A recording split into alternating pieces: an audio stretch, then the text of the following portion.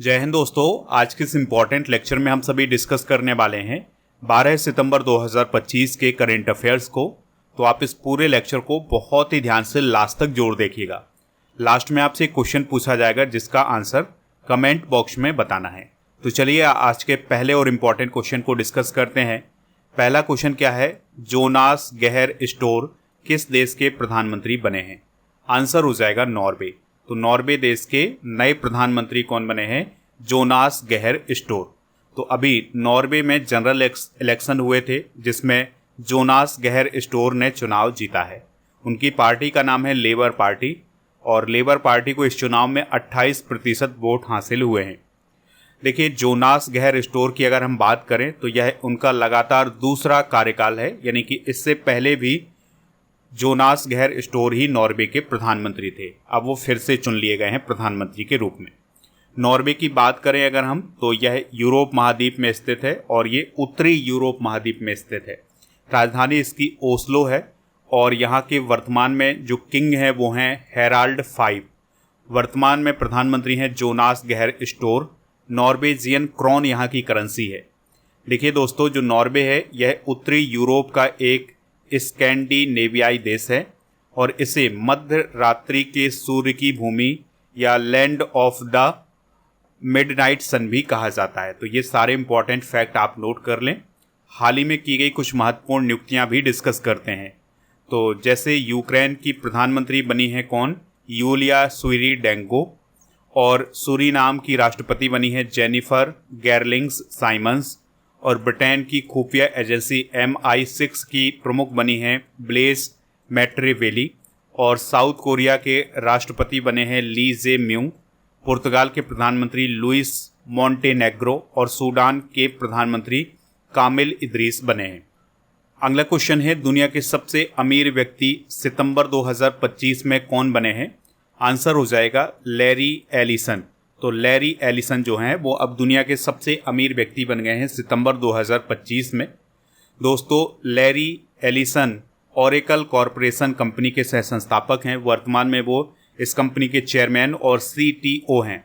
और ये किस देश के हैं? ये अमेरिका के हैं और इनकी जो कुल नेटवर्थ है वो है 210 अरब अमेरिकी डॉलर की। तो दुनिया के टॉप 3 अगर हम सबसे अमीर व्यक्तियों की बात करें तो पहले स्थान पर हैं लैरी एलिसन जो कि ओरेकल कंपनी से जुड़े हैं।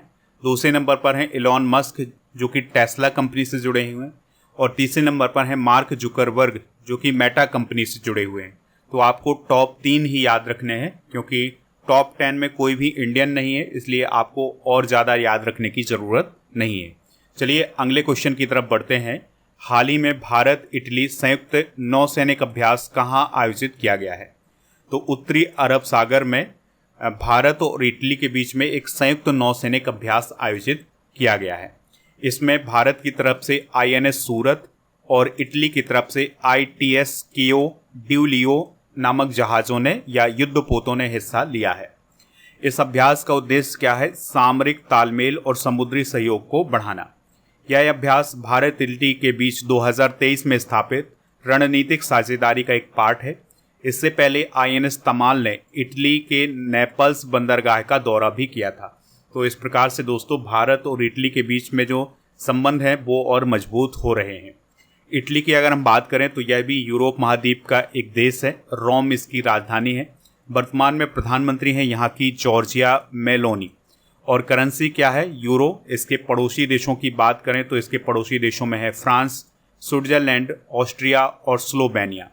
और यहाँ कुछ प्रमुख ज्वालामुखी हैं जिसमें माउंट वेसुवियस, एटना और स्ट्रोम्बोली है। तो ये ज्वालामुखी भी आप नोट कर लें। यहाँ पर एक मिलिट्री एक्सरसाइज की बात हुई है, तो चलिए इंपॉर्टेंट मिलिट्री एक्सरसाइज डिस्कस करते हैं जो हाल फिलहाल में हुई है। तो छठवां डस्टेलिक अभ्यास 2025 भारत उज्बेकिस्तान के बीच हुआ है। चौथा टाइगर ट्रायम्फ अभ्यास 2025 भारत अमेरिका के बीच हुआ है। 14वां इंद्र 2025 अभ्यास भारत रसिया के बीच हुआ है। प्रचंड प्रहार अभ्यास 2025 भारतीय सेना ने आयोजित किया था। 12वां खंजर अभ्यास 2025 भारत किर्गिस्तान के बीच हुआ है। ट्रोपैक्स अभ्यास 2025 भारतीय नौसेना ने आयोजित किया था। 23वां वरुण अभ्यास 2025 भारत फ्रांस के बीच आयोजित हुआ है। छठवां धर्म गार्जियन अभ्यास 2025 भारत जापान के बीच, तीसरा साइक्लोन एक्सरसाइज भारत इजिप्ट के बीच हुआ है और 13वां एक्यूबेरन अभ्यास भारत मालदीव के बीच आयोजित किया गया है। तो ये कुछ प्रमुख मिलिट्री एक्सरसाइज हैं, इनको आप नोट कर सकते हैं। चलिए अगले क्वेश्चन की तरफ बढ़ते हैं। क्वेश्चन क्या है, दुनिया के पहले डिजिटल जनजातीय विश्वविद्यालय आदि संस्कृति का शुभारंभ कहाँ किया गया है? तो नई दिल्ली में अभी इसका शुभारंभ किया गया है। ठीक है, तो दुनिया के पहले डिजिटल जनजातीय विश्वविद्यालय आदि संस्कृति का शुभारंभ नई दिल्ली में किया गया है और इसका शुभारंभ किया है दुर्गा दास उइके ने, जो कि जनजातीय कार्य राज्य मंत्री हैं। तो इनके द्वारा इसका शुभारंभ किया गया है। जो आदि संस्कृति है ना, यह एक डिजिटल एकेडमी और ई लर्निंग प्लेटफॉर्म है। आदि संस्कृति राष्ट्रीय और वैश्विक दर्शकों के लिए आदिवासी कला, संस्कृति, शिल्प और जानकारी का एक ऑनलाइन मार्केट है। यानी कि यहाँ पर आपको जो आदिवासी कला है, आदिवासी संस्कृति है, आदिवासी शिल्प है और आदिवासियों से संबंधित जो जानकारी है वो आपको यहाँ पर मिल जाएगी। तो उसके एक प्लेटफॉर्म के रूप में काम करेगा आदि संस्कृति। 2025 में प्रथम घटनाएं डिस्कस करते हैं। तो देश का पहला डिजिटल म्यूजियम कहाँ स्थापित किया जाएगा? महाराष्ट्र में। सेमीकंडक्टर नीति लागू करने वाला पहला स्टेट कौन है? गुजरात। भारत के पहले लेखक गांव का उद्घाटन कहाँ पर किया गया है? उत्तराखंड में। बिहार सरकार द्वारा राज्य के पहले ड्राई पोर्ट का उद्घाटन बेहटा में किया गया है। माउंट शीश पंगमा पर चढ़ाई करने वाले पहले भारतीय कौन है? अर्जुन वाजपेयी। सशस्त्र बल चिकित्सा सेवा की पहली महिला महानिदेशक कौन है? आरती सरीन। भारत का पहला ऑक्सीजन पक्षी पार्क कहाँ पर स्थापित किया गया है? नागपुर, महाराष्ट्र में। समन या वारंट डिजिटल रूप से जारी करने वाला पहला राज्य कौन है? मध्य प्रदेश। जम्मू कश्मीर में जमीन खरीदने वाला पहला राज्य कौन था? महाराष्ट्र। और विश्व की पहली वैदिक घड़ी कहाँ पर स्थापित की गई है? उज्जैन, मध्य प्रदेश में। चलिए अगले क्वेश्चन की तरफ बढ़ते हैं। क्वेश्चन क्या है, विदेश में पहला अटल इनोवेशन सेंटर कहाँ स्थापित किया गया है या अटल नवाचार केंद्र कहाँ स्थापित किया गया है? आंसर हो जाएगा अबू धाबी, यूएई में। तो दोस्तों अबू धाबी में जो आईआईटी दिल्ली का कैंपस है ना, वहाँ पर अटल इनोवेशन सेंटर स्थापित किया गया है।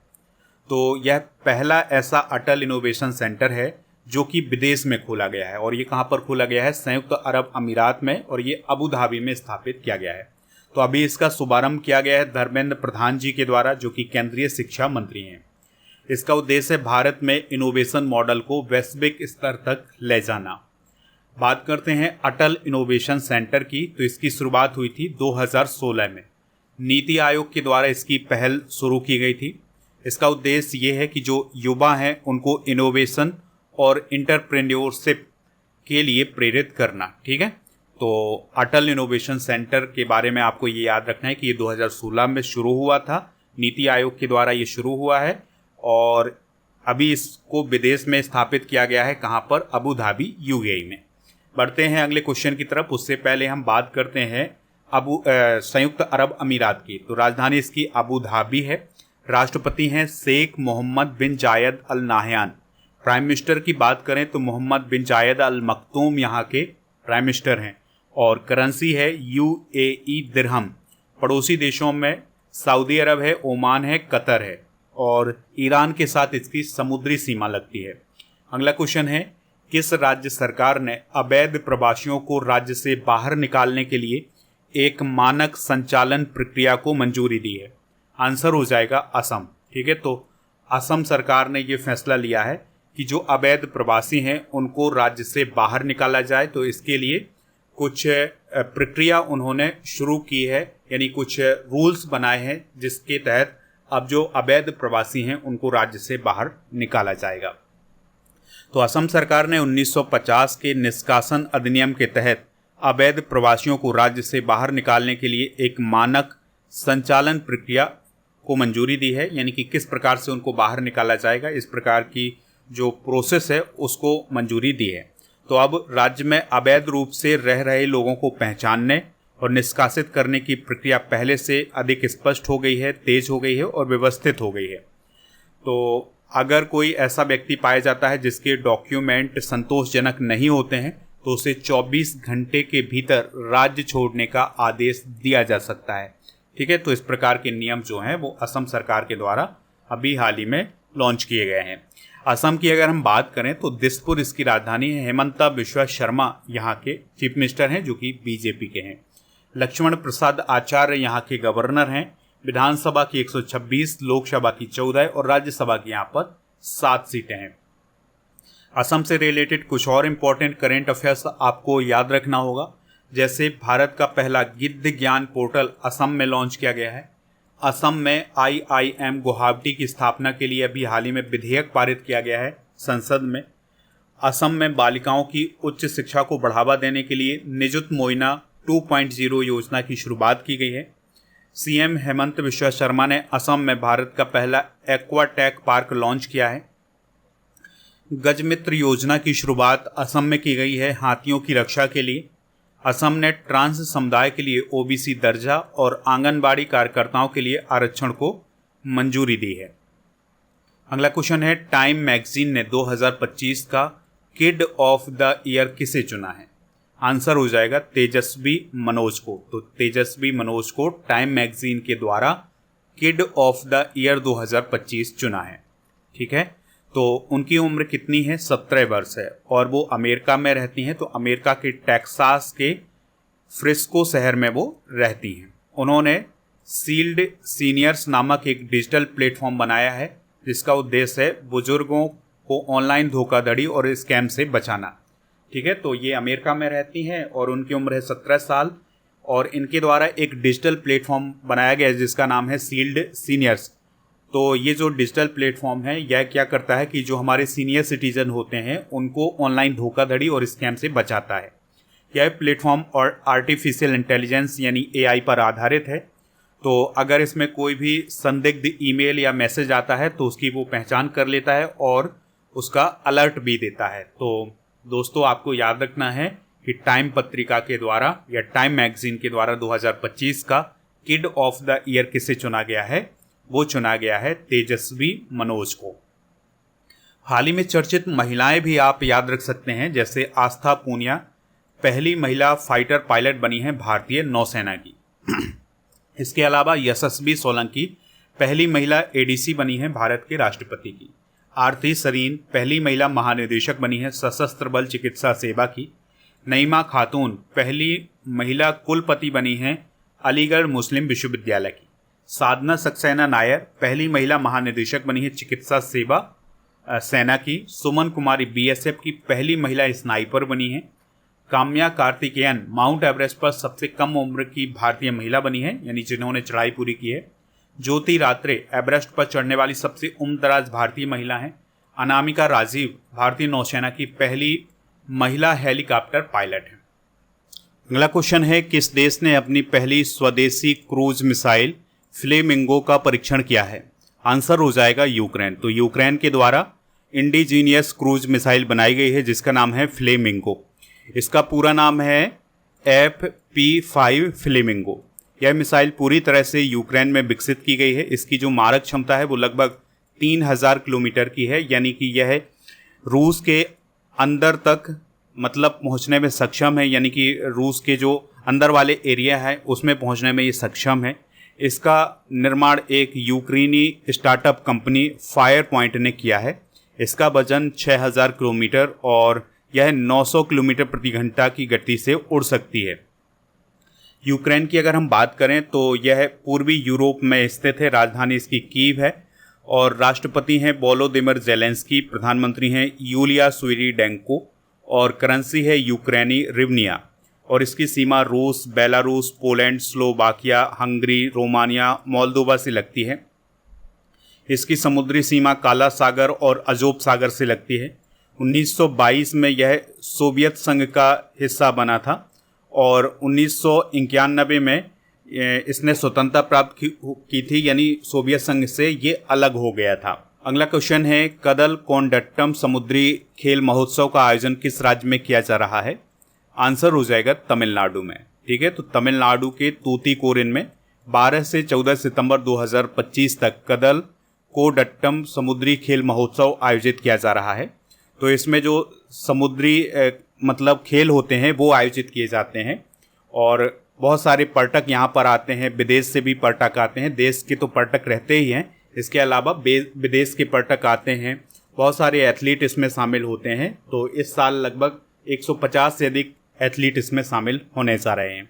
चलिए दोस्तों, कुछ इम्पॉर्टेंट महोत्सव डिस्कस करते हैं। तो मैमोंग महोत्सव मेघालय में, वेह दीन खलम महोत्सव मेघालय में, eagle nest world festival Arunachal Pradesh में, फूल वालों की सैर उत्सव नई दिल्ली में, हॉर्नबिल महोत्सव नागालैंड में, निंगोल चाकोबा त्यौहार मणिपुर में, और बलि पद्धामी उत्सव कर्नाटका में, और तिहार उत्सव नेपाल में मनाया गया है। अगला क्वेश्चन है, छात्रों में आत्महत्या की प्रवृत्ति को रोकने के लिए एम्स के द्वारा कौन सा ऐप लॉन्च किया गया है? तो अभी हाल ही में नेवर एलोन ऐप को लॉन्च किया गया है एम्स के द्वारा, जिसका उद्देश्य है छात्रों में आत्महत्या की जो प्रवृत्ति है उसको रोकना और मानसिक स्वास्थ्य को लेकर जागरूकता बढ़ाना। ऐप और पोर्टल डिस्कस करते हैं। तो अभी हाल ही में ECI नेट ऐप भारतीय चुनाव आयोग के द्वारा लॉन्च किया गया है।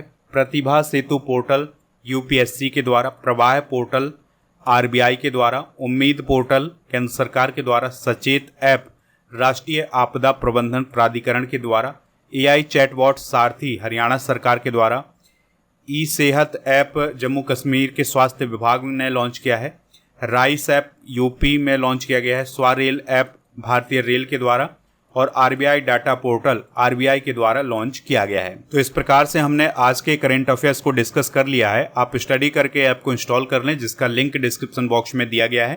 तो यहाँ पर आपको लास्ट 6 मंथ के करंट अफेयर्स की ई बुक और मंथली करंट अफेयर्स की हिंदी इंग्लिश दोनों माध्यम में ई बुक मिल जाएगी।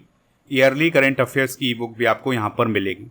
और जो ऐप पर कोर्स एंड PDF वाला ऑप्शन होगा, यहाँ पर राजा गुप्ता सर का जो अर्जुन GS फाउंडेशन बैच है ये मिल जाएगा। तो इस बैच को ज्वाइन कर लें। कूपन कोड यूज करना है Ganesh 500। GK GS foundation complete online batch आपको ऐप पर मिलेगा, तो इसको भी आप ज्वाइन कर सकते हैं। चलिए अब हम कल के करंट अफेयर्स को एक बार रिवाइज करते हैं। तो सेबेस्टियन ले कोर्नो किस देश के PM बने हैं? फ्रांस। स्वच्छ वायु सर्वेक्षण पुरस्कार 2025 में 10 लाख से अधिक आबादी वाले शहरों में पहला स्थान किसे मिला है? इंदौर। भारत और किस देश के बीच एक आपातकालीन चिकित्सा इकाई के निर्माण के लिए MOU पर हस्ताक्षर किए गए हैं? श्रीलंका। सैन्य अभ्यास जयपट 2025 का आयोजन किस देश में किया गया है? रूस। किस राज्य के मुख्यमंत्री ने गोदावरी जल परियोजना के 2nd और 3rd चरण का शुभारंभ किया है? तेलंगाना। PM नरेंद्र मोदी ने बाढ़ प्रभावित किस राज्य के लिए 1600 करोड़ की केंद्रीय सहायता राशि की घोषणा की है? पंजाब। भारत ईरान आर्मेनिया त्रिपक्षीय वार्ता 2025 का आयोजन कहाँ किया गया है? तेहरान, ईरान में। और किस राज्य सरकार ने पाठ्यक्रमों की मान्यता और प्रवेश की जांच के आदेश दिए हैं? UP। और CSIR NISCPR की नई निदेशक कौन बनी है? डॉक्टर गीता वाणी रायसम। और विश्व चैंपियन डी गुगेस को हराने वाले सबसे युवा ग्रैंड मास्टर कौन बने हैं? अभिमन्यु मिश्रा। दोस्तों, आज के जनरल नॉलेज के पिटारे में हम खेल, कप और ट्रॉफियां डिस्कस करेंगे। तो SH कप क्रिकेट से संबंधित है, CK Naidu trophy cricket, Deodhar trophy cricket, और गावस्कर बॉर्डर ट्रॉफी ये क्रिकेट से संबंधित है। Irani trophy cricket, Roberts cup football, Merdeka cup football, Durand cup football, और जूल्स रीमेट ट्रॉफी फुटबॉल से संबंधित है। संतोष ट्रॉफी भी फुटबॉल से संबंधित है। Sultan Azlan Shah cup hockey से, आगा खान कप हॉकी से, Maharaja Ranjit Singh gold cup hockey से, ध्यानचंद ट्रॉफी हॉकी से, और मुरुगप्पा गोल्ड कप हॉकी से संबंधित है। वेलिंगटन कप हॉकी से, त्रावणकोर कप ये महिला टेबल टेनिस से संबंधित है, और स्वाथिंग कप ये पुरुष टेबल टेनिस से संबंधित है, और वामा वेलेक कप टेबल टेनिस से, और डेविस कप लॉन टेनिस से संबंधित है। तो ये खेल, कप और ट्रॉफियां हैं। दोस्तों, कल के करंट अफेयर्स में आपसे पूछा गया था कि 2025 में सबसे स्वच्छ शहर कौन बना है? तो वो बना है इंदौर। तो लगभग सभी लोगों ने इसका आंसर इंदौर बताया हुआ है। आज आपके लिए क्वेश्चन है, एटना ज्वालामुखी किस देश में है? जो भी इसका राइट आंसर हो कमेंट बॉक्स में आप हमें ज़रूर बताएं। स्टडी करके ऐप को इंस्टॉल करें। यहाँ पर आपको monthly current affairs, yearly current affairs, half yearly current affairs और GK GS state wise current affairs, इन सभी की PDF ई बुक ये सभी मिल जाएंगी। तो आप जा करके प्राप्त कर सकते हैं। हिंदी इंग्लिश दोनों मीडियम में है, इस बात को भी आप याद रखिएगा। टेलीग्राम चैनल को ज्वाइन कर लें जिसका नाम है स्टडी कर ऑफिशियल, और जीके जीएस की ये सभी ई बुक आपको ऐप पर मिलेंगी, तो इनको प्राप्त कर लें। 1000 स्टैटिक जीके की PDF, 1000 topic wise current affairs की पीडीएफ आपको यहाँ पर मिल जाएंगी, तो इन सभी को प्राप्त कर लें। और दोस्तों ऐप पर टेस्ट पास वाला ऑप्शन मिलेगा, तो यहाँ पर आपको 4000 से अधिक टेस्ट मिलेंगे, तो इनको भी आप प्राप्त कर सकते हैं।